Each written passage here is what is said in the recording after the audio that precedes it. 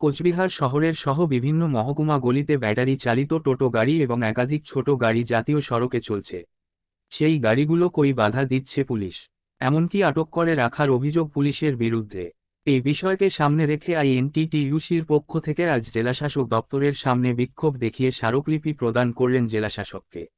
এদিন কোচবিহার জেলার সবকটি মহকুমা থেকে কর্মী সমর্থকেরা কোচবিহার শহরে জমায়েত হন। বিশাল মিছিল করে জেলাশাসক দপ্তরের সামনে গিয়ে বিক্ষোভ দেখান। তবে এখনও এ বিষয় নিয়ে প্রশাসনের তরফ থেকে কিছু জানানো হয়নি বলে অভিযোগ সংগঠনের নেতা তথা আইএনটিটিইউসির জেলা সভাপতি পরিমল বর্মন। তিনি আরও বলেন, প্রচুর বেকার শিক্ষিত যুবকেরা এই গাড়িগুলো চালিয়ে তাদের জীবিকা নির্বাহ করে। তাই বুধবার একাধিক বিষয় নিয়ে কোচবিহারের জেলাশাসক অরবিন্দ কুমার মিনার কাছে একটি স্মারকলিপি জমা দিলেন আইএনটিটিইউসি জেলা সভাপতি পরিমল বর্মন এবং তার সাথে উপস্থিত ছিলেন তৃণমূল নেতা আলিজার রহমান ও খোকন মিয়া।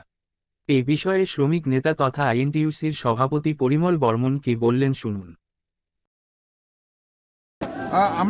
আমরা যেটা লক্ষ্য করছি সেটা হলো সারা জেলাতে বিভিন্ন সাব ডিভিশনগুলোতে ছোট গাড়ি, টোটো গাড়ি বা এই সমস্ত গাড়ি পুলিশ হঠাৎ করে অ্যারেস্ট শুরু করলো এবং বহু জায়গায় এখনও 10-20টা করে টোটো আটক আছে থানাগুলোতে।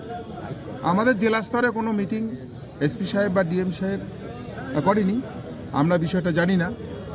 এবং এই মুহূর্তে বেসরকারি পরিবহন যে ব্যবস্থাটা আছে, টোটো গাড়ির উপর বহু ছেলেরা, বেকার যুবকরা, শিক্ষিত যুবকরা এটা চালায় এবং তাদের জীবিকা নির্বাহ করে।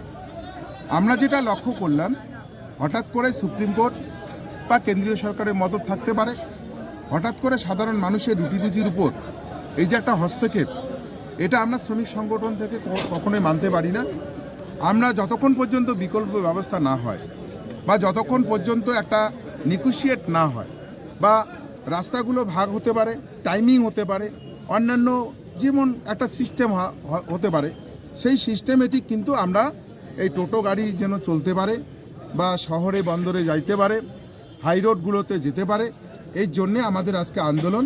আমরা যেহেতু রাসমেলা চলছে, আমরা অল্প সংখ্যক মানুষ নিয়ে করার কথা। এখানে যদি আমরা সবাইকে ডাকতাম তাহলে লাখো মানুষের সমাবেশ কিন্তু হতো। আমরা সেটা করিনি। আমরা চিন্তা করেছি যেহেতু মেলা চলছে, শিব চতুর্থ মদনমোহন বাড়ির রাস মেলা চলছে, সেই মেলায় যেন বিঘ্ন না হয়, প্রশাসনের পক্ষেও যেন কোনো চিন্তার কারণ না হয়, সেই কথা বিবেচনা করেই আমরা মোটামুটি 1000-5 লোক নিয়ে আজকে আমরা ডিএম অফিসে যাব, ডিএম সাহেবের কাছে আবেদন করব, আপনি যে অর্ডারটা করেছেন সেটা শিথিল করার জন্যে যে ব্যবস্থা নেওয়া দরকার সেটা আপনি নেন। এবং এসপি সাহেবের কাছে আমরা যাব, থানা হুক করে গরিব মানুষের একটা টোটো আটকিয়ে বা তাদেরকে হয়রানি করে বন্ধ করে একটা আলোচনার ভিত্তিতে নেগোশিয়েট করুক। গরিব মানুষের একটু ভাত খাবে, তার ক্ষেত্রে এত আইন কেন? এই ব্যাপারটার জন্য আমাদের এই আজকের আন্দোলন।